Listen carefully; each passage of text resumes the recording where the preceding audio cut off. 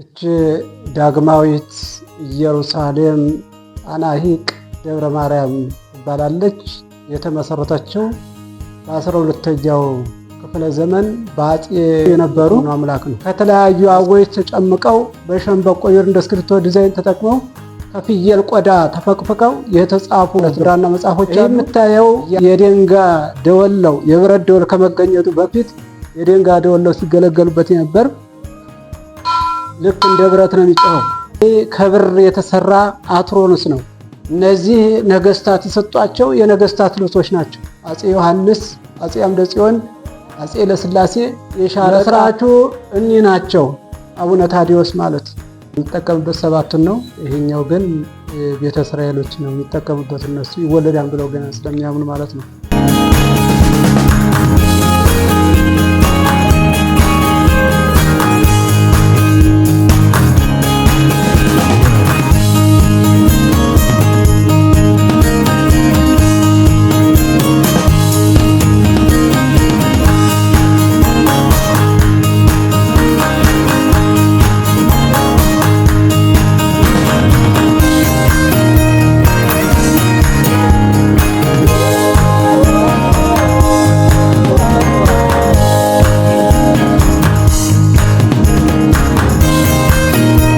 ሰላም የሶሎሞን ጎ የዩቲዩብ ቻናል ቤተሰቦች እንዴት አላችሁ?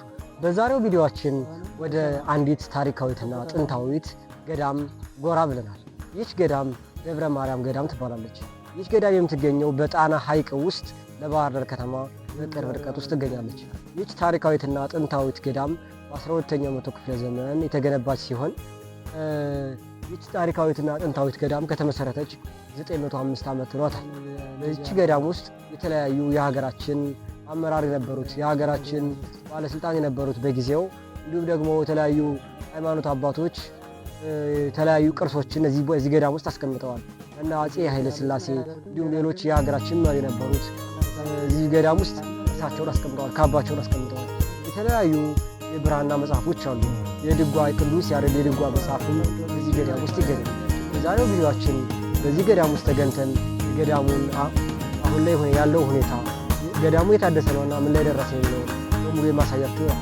እች ዳግማዊት ኢየሩሳሌም ጣና ሐይቅ ደብረ ማርያም ትባላለች። የተመሰረተችው በ12ኛው ክፍለ ዘመን በአፄ ይኩኖ አምላክ ነው። መስራቹ አቡነ ታዲዮስ ይባላሉ። ሰሜን ሸዋ ሀገረ ቡልጋ ሀገራቸው በጣና ውስጥ ያሉት ሁሎችም መስራቾች ሰሜን ሸዋ ሀገረ ቡልጋ እየመጡ ነው የሚመሰርቷቸው። ለደብረ ማርያም አቡነ ታዲዮስ ናቸው መስራቹ።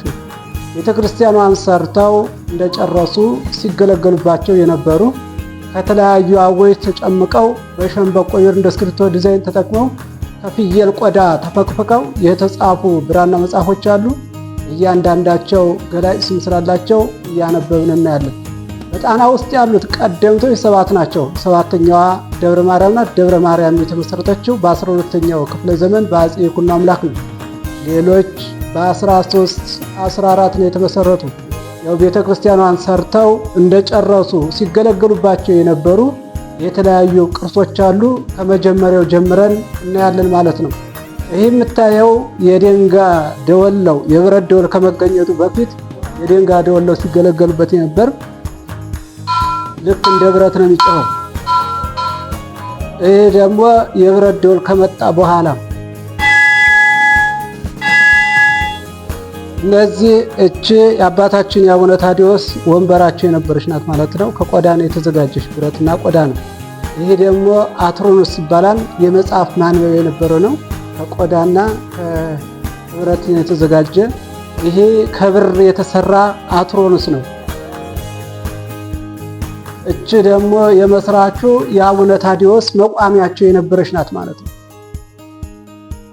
እነዚህ ነገስታት የሰጧቸው የነገስታት ልብሶች ናቸው። አፄ ዮሐንስ፣ አፄ አምደ ጽዮን፣ አፄ ለስላሴ የሻለቃ በላይ ተሰማ የሚባሉ በገዳሙ የሰጡት የነገስታት ልብሶች ናቸው።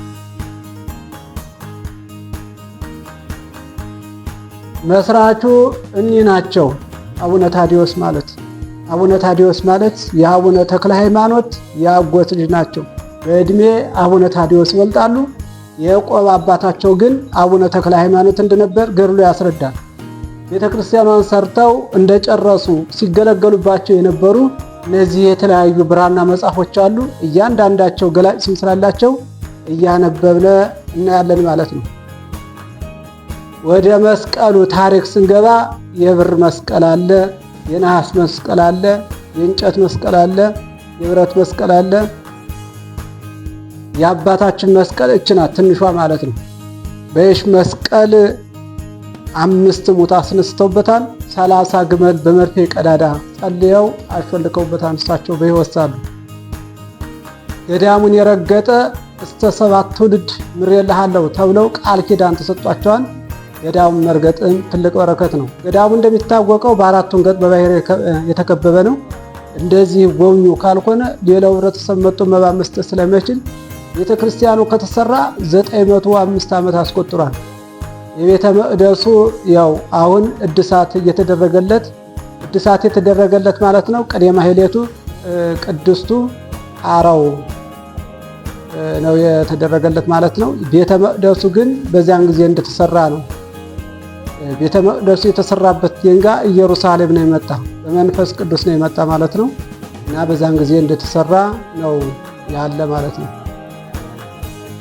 ገዳሙ እንደሚታወቀው ያው በአራቱም ገጥ በባህር የተከበበ ስለሆነ እንደዚህ ጎብኙ ካልሆነ ሌላው ህብረተሰብ መጥቶ መባ መስጠት ስለማይችል እንግዲህ ይህን ሚዲያ የምትከተሉ ሁሉ ያው በጦርነቱ ምክንያት አሁን ጎብኚዎች ስለቀሩ የተቻላቸውን ያው አካውንቱን ቴክስት እናደርግላቸዋለን። እንግዲህ በእግዚአብሔር ዘንድ 1 ብርም ቢሆን ዋጋ አለው። እንድትለግሱ ገዳሙን እንድትረዱ አሳስባለሁ። ተጨማሪ ማለት ነው። አንዱ ገላጭ ስም ስላላቸው እያነበብኩ ታያለ ማለት ነው። የምታያቸው መጽሐፈ ዝማሬ ይባላል። ባለ 2 አምድ 79 ቅጠል የያዘ ነው ማለት ነው። ብዛቱን ማለት ነው። የመጽሐፈ ምዕራፍ ይባላል። 15 ወረቀት የያዘ ነው ማለት ነው። ይሄ ደግሞ መጽሐፈ ማሕሌተ ጽጌ ይባላል። ባለ 2 አምድ 48 ቅጠል የያዘ ነው። ይሄ መጽሐፈ ጸሎተ ዕጣን ይባላል። ባለ 2 አምድ 41 ቅጠል 15 ወረቀት የያዘ ነው ማለት ነው። ይሄ ደግሞ መጽሐፈ ማሕሌተ ጽጌ ይባላል። ባለ 2 አምድ 48 ቅጠል የያዘ ነው። ይሄ መጽሐፈ ጸሎተ ዕጣን ይባላል። ባለ 2 አምድ 41 ቅጠል የያዘ ነው። ይሄ መጽሐፈ ድጓ ይባላል። ድጓ ማለት ያው ቅዱስ ያሬድ የደረሰው ነው ማለት ነው። ባለ 2 አምድ ነው። 212 ፍሬ ቅጠል የያዘ ነው ማለት ነው።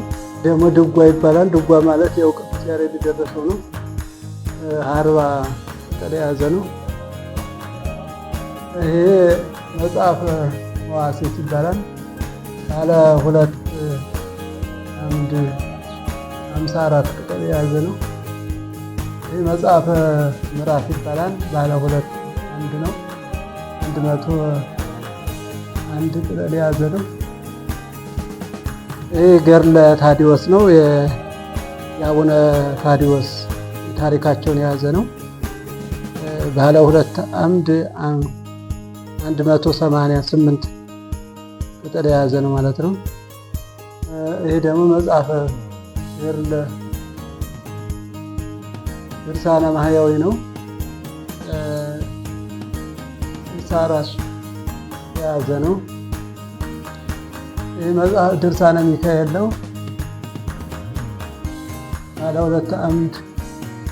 ይህ መጽሐፍ ግብረ ሕማማት ይባላል። ባለ 15ኛው ክፍለ ዘመን የተጻፈ ነው። ባለ 2 አምድ 178 ቅጠል የያዘ ነው። ደግሞ 40 ወንጌል የያዘ ነው። 4 ወንጌል የያዘ ነው። ማቴዎስ፣ ማርቆስ፣ ሉቃስ፣ ዮሐንስ። በአምደ ጽዮን የተጻፈ ነው። 1314 የተጻፉ የያዘ ነው ብዛቱ ማለት ነው። ይሄ ደግሞ ስንክሳር ይባላል። እንትን ወረቀቱ ወርቋል። ይህም ስንክሳር ነው፣ ተመሳሳይ ነው። መጽሐፈ ስንክሳር ይባላል። ባለ 3 አምድ ነው። 243 ይሄ ደግሞ 40 ወንጌል ነው። 4 ወንጌል የያዘ ነው። ልክ እንደዚያ ማለት ነው። በአምደ ጽዮን ዘመን የተጻፈ ነው። 1314 ነው። ይሄ ደግሞ መጽሐፈ መዝሙረ ዳዊት ነው። ባለ አንድ አምድ ነው። 70 ምዕራፍ ያዘ ነው። እሺ ይሄ ደግሞ መዝሙረ ዳዊት ነው። መዝሙረ ዳዊት ደስታ ባድርግልኝ የተሰጠ በ1912 ዓመተ ምህረት መጽሐፈ አርጋኖን ነው። ይህ እመቤታችን ምስጋና ነው። ባለ 2 አምድ ነው። ብራና ነው። ታምረ ማርያም ነው። ባለ 2 አምድ ነው። 165 ምዕራፍ የያዘ ነው። ይህ ደግሞ መጽሐፈ ክርስትና ነው።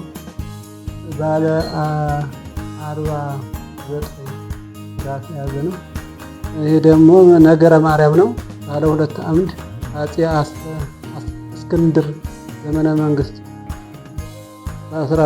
በ14ኛው ክፍለ ዘመን የተጻፈ ግዕዘት ነው። ያው ሰው ሲሞት ለአገልግሎት የሚሰጠው ማለት ነው። ቁጥር የለው። ይህ መጽሐፈ ጳውሎስ ነው። ባለ 1 አምድ ነው። 190 በ19 እነዚህ እንትን ነው። ድባብ ይባላል። ድባብ ማለት ልክ እንደ ጽና አገልግሎት የሚሰጥ ነው። እንትን ነው። ረጅም እንጨት ይዘረጋል። ያው በክብረ በዓል ሰው ሲሞት አገልግሎት የሚሰጠው ማለት ነው። እነዚህ ያው ይሄ የቤተ መቅደሱ ቁልፍ ነው። ቤተ መቅደሱ 3 በር አለው። 3ቱም ከእንጨት የተዘጋጀ ነው። 2 በስተ-ውስጥ ይዘጋል። የመጨረሻው በር ግን ለዚህ መግቢያ የሚሆን ቀዳዳ ተበጅቶለት በቀዳዳው ከገባ በኋላ እዚህ ጋር ማች የሚያደርግ መዛግቻ አለ። መክፈቻ ነው ማለት ነው። ይሄ ጽና ነው። ጽና ማለት ያው አይጠንት ቢታጠንበት ማለት ነው። ይሄ ደግሞ ሕፃናት ሲጠመቁ ሴት ልጅ በ80 ቀኗ ወንድ ልጅ በ40 ቀኑ ሲጠመቅ ማጥመቂያ የነበረ ነው። ይሄ ጻይል ነው። ጻይል ማለት ደግሞ ስጋው ደግሞ የሚቀበልበት ማለት ነው። የሚያቀብሉበት ካህናት እነዚህም ጽና ናቸው። መመሳሳይ ናቸው። ይሄ ቃጭለው። ቃጭል ማለት ያው በቅዳሴ ጊዜ ዲያቆኑ የሚመታው ማለት ነው። ይሄ ጽዋ ነው። ደሙ የሚቀርብበት ነው። ይሄ ደግሞ የጉማሬ ጥርስ ነው። የጉማሬ ጥርስ ነው ይሄ የሚታየው ማለት ነው። እነዚህ ይሄ ኩስኩስት ነው። ኩስኩስት ማለት የጸበል መስጫ ነው። ይሄ ደግሞ ማሾ ነው። መብራት መብሪያ ነው። ይሄ ደግሞ አክሊል ነው። ከብር የተሰራ አክሊል ነው። ያው ከእድሜው ብዛት ቤተክርስቲያኑ ባለፈው ሊሾ ሲደረግ ነው እዚያ ውስጥ የተገኘ ማለት ነው። ይሄ መስቀል ነው። የላሊበላን ዲዛይን የያዘ መስቀል ነው ማለት ነው። ከእድሜው ብዛት ተሰብሮ ተጠግኖ ነው ያለ። ይሄ ደግሞ የሻማ መብሪያ ነው። አዲስ ኪዳንና ብሉይ ኪዳን የሚገልጽ ነው። በአዲስ ኪዳን 7 ነው። በብሉይ ኪዳን 8 ነው። መሀል ላይ ሄደው የተኮከብ አለበት ማለት ነው። እኛ የምንጠቀምበት 7ቱን ነው። ይሄኛው ግን ቤተ እስራኤሎች ነው የሚጠቀሙበት። እነሱ ይወለዳን ብለው ግን ስለሚያምኑ ማለት ነው። ይሄ የምታየው ደግሞ ነጋሪት ነው። አዋጅ መንገሪያ የነበረ ነው። ሸክላ ነው የተሰራ። ሁለቱም ያው ተመሳሳይ ነው። ይሄኛው ታድሷን፣ ይሄኛው አልታደሰም። ይሄኛው ከበሮ ነው። ከበሮ ማለት ያው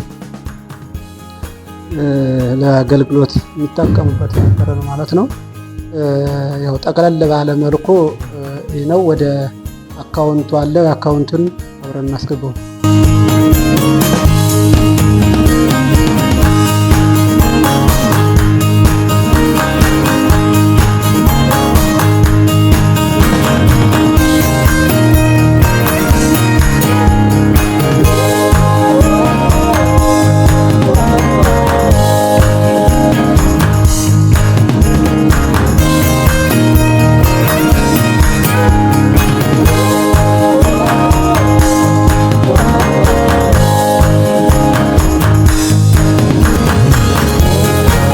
እድሳት ሲደረግለት ይሄኛው የቤተ መቅደሱ ነው ማለት ነው። መሰረቱ ሲወጣ ነው። ይሄኛው ደግሞ ያው ተጠናቆ ሲጨርስ ነው። አሁን ሳር ይቀረዋል። የዳሬ ደግሞ ይሄ የምታየው ማለት ነው ጭቃና ድንጋይና ጭቃ ስለሆነ እሱ ደግሞ ይተኮሳል ማለት ነው። ጭቃው ተወክቶ ቅርጽ እየወጣለት ማለት ነው። ዲዛይን እየወጣለት እና ይሄ አሁን ለዚህ ማስፈጸሚያ ነው እንግዲህ ይቻላቸውን አካውንት ቁጥር አለ። የኢትዮጵያ ንግድ ባንክ ነው 1049 86 29 06 8 እዚህ አማራ ባንክ ደግሞ ከፈለጉ አማራ ባንክ 99 00 00 27 24 64 6 የተቻላቸው ያው ክርስቲያን